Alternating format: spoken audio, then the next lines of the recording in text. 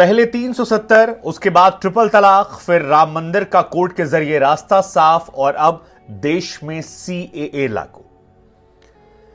यह चौथा वो कदम है नरेंद्र मोदी सरकार का जिसको लेकर चर्चाएं लगातार हो रही हैं। ऐसे में हमें लगा कि जब आपके मन में कई सारे सवाल हैं तो क्यों ना उन सवालों का जवाब दिया जाए, क्यों ना आपको यह बताया जाए कि यह सिटीजनशिप अमेंडमेंट एक्ट जो है इससे क्या होने वाला है, क्या इससे देश के मुसलमानों को डरने की जरूरत है, किस किस देश के नागरिकों को भारत में नागरिकता दी जाएगी, क्यों सीए को लेकर एक अफवाह फैली हुई है, क्या इससे किसी तरह की नागरिकता जो है वो छीनी जाएगी, ये भी अपने अपने सवाल है। सीए के नियम कायदे कानून क्या हैं, यानी कब से किसको रहने को इजाजत है, सीएए का विरोध जो है वो कौन कर रहा है, सीएए में मुसलमानों को शामिल क्यों नहीं किया गया और सीएए का एनआरसी से क्या लेना देना है, ये हम आपको बताएं। जब कानून में अदालतों में चुनौतियां दी गई थी तब इसको लेकर चर्चा क्या हुई थी और बीते 4 सालों से यह मामला अटका क्यों पड़ा था, यह भी आपको समझाएं।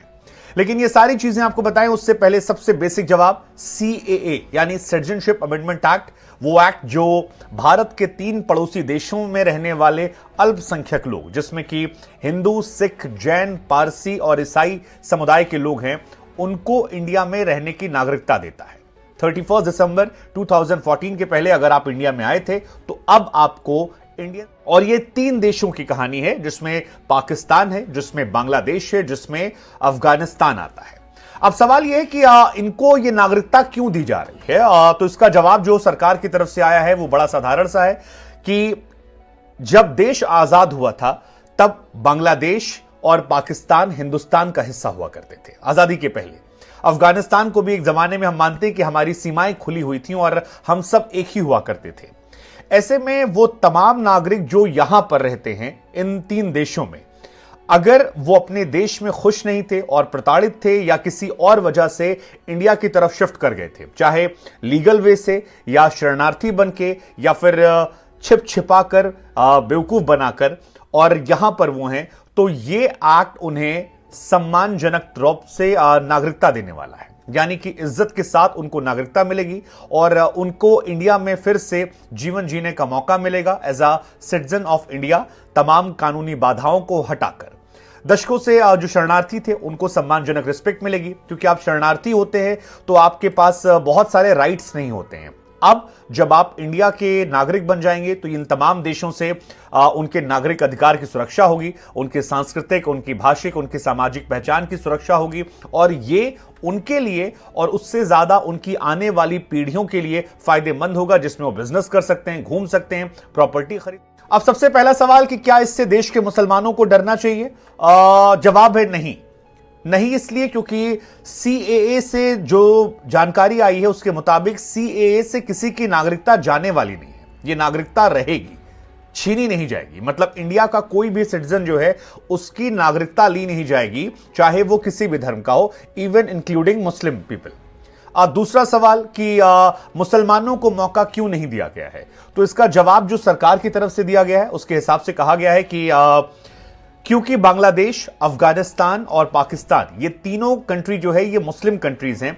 ऐसे में यहां पर लोगों के राइट्स खत्म नहीं होते हैं। राइट्स हम उनको दे रहे हैं जो इन तीनों देश में प्रताड़ित लोग हैं, हिंदू, सिख, बौद्ध, जैन, पारसी, ईसाई, जिनका ये धर्म नहीं, क्योंकि तीनों पड़ोसी देश जो हैं वो मुस्लिम कंट्रीज हैं। ऐसे में मुस्लिम कंट्रीज में मुस्लिमों के साथ उनके राइट्स छीने जाएं, ये पॉसिबल नहीं है। हां, अगर उनमें से भी कोई इंडिया आना चाहता है तो जैसे अदनान सामी एक दूसरे प्रोसेस के जरिए आए थे, वैसे इंडिया में आकर वो लोग भी कर सकते हैं, लेकिन ये किसी के इंडियन राइट्स को छीनने वाला नहीं है। मतलब भारत में जो मुस्लिम्स रहते हैं उनका टेक्निकली इनसे कोई लेना देना नहीं है। इस पूरे उससे ये जो पूरा स्टेप है ये ह्यूमैनिटेरियन ग्राउंड पर लिया गया है और नागरिकता देने में किया जा रहा है। हालांकि इसे पहले करने की बात कही गई थी, लेकिन बीच में कोविड आ गया, इस वजह से इसे। अब एक क्वेश्चन है कि फिर इसका विरोध क्यों हो रहा है और इसको लेके इतना प्रोटेस्ट क्यों है? तो इसके प्रोटेस्ट कई हिस्सों में है। एक तो कहानी ये कि सीए जब 2019 में लागू हुआ था तब इंडिया में दिल्ली में जामिया इस्लामिया, इसके अलावा शाहीन बाग, लखनऊ से लेकर असम तक काफी प्रोटेस्ट हुआ था। अब प्रोटेस्ट में भी दो कहानी है। एक कहानी है प्रोटेस्ट की कि डर यह है कि हमारी कॉन्स्टिट्यूशन राइट चले जाएंगे, जो डर था कि नागरिकता छीनी जाएगी, बट नागरिकता वाली कहानी जो है वो एनआरसी में है, सीए में नहीं है। सेकंड कहानी जो है वो नॉर्थ ईस्ट के स्टेट्स को लेकर है, जहां पर नॉर्थ ईस्ट के स्टेट लोगों को डर यह है कि अगर एक्स्ट्रा लोग हमारे स्टेट में आते हैं तो जो उनके कल्चरल राइट्स हैं, जो उनका कल्चर है, कहीं ना कहीं वो डाइल्यूट हो जाएगा या मिक्स हो जाएगा। इससे कल्चरल आइडेंटिटी पर खतरा हो जाएगा और वो नहीं चाहते हैं। इसी वजह से असम में खास तौर पर इसको लेकर काफी प्रोटेस्ट हुआ था। दूसरा प्रोटेस्ट की वजह जो थी, जो हमने आपको बताया कि नागरिकता जाने की बात है, जिसमें एनआरसी का मामला, लेकिन इस बार जो लागू हुआ है वो एनआरसी नहीं है, वो सीए है। सीए और एनआरसी में डिफरेंस ये कि सीए से मुसलमानों को डर नहीं है, लेकिन नागरिकता संशोधन, नेशनल रजिस्टर ऑफ रजिस्ट्रेशन जो है एनआरसी, जब वो लाया जाएगा तब उसमें यह पहचान की जाएगी कि इंडिया में कौन कौन अवैध रूप से रह रहा है। तो जो अवैध रूप से लोग रह रहे होंगे उनको लेकर वहां पर डर होगा। उसी में चल रहा था कागज दिखाइए वरना बाहर जाइए। तो सीए में किसी को कागज नहीं दिखाना है, कागज दिखाने कहानी एनआरसी में आती है। इसका पूरा प्रोसेस आपको बता दें, जो 1955 में भारत में नागरिकता संशोधन कानून है उसको 8 बार अपडेट किया गया है और 2016 में इंडियन पार्लियामेंट में इसे पेश किया गया था। 10 दिसंबर 2019 को लोकसभा में और नेक्स्ट डे राज्यसभा में इसे पास किया गया था। देन 12 दिसंबर 2019 को राष्ट्रपति से मंजूरी मिली थी।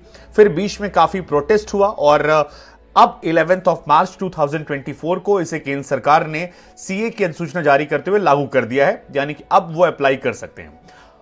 8 बार इसको लेकर संशोधन हुआ है, 4 साल का लंबा इंतजार, 8 बार एक्सटेंशन। और अब इंडिया में बांग्लादेश, अफगानिस्तान और पाकिस्तान से रहने वाले हिंदू, सिख, बौद्ध, जैन, ईसाई लोगों को इसकी अलॉटमेंट जो है वो कर दी जाएगी और वो अगर 30 दिसंबर 2014 के पहले इंडिया में आकर रह रहे थे तो वो यहां पर रह सकते हैं। हालांकि एनआरसी को लेकर जो डाउट है या जो इसका विरोध आएगा वो इसलिए आएगा क्योंकि मुस्लिम समुदाय का ऐसा मानना है कि सीए जब लागू हो जाएगा उसके बाद गवर्नमेंट ऑफ इंडिया का नेक्स्ट स्टेप जो है वो एनआरसी होगा, जो शायद इंडिया में मुस्लिम कम्युनिटीज को लेकर क्वेश्चन करेगा।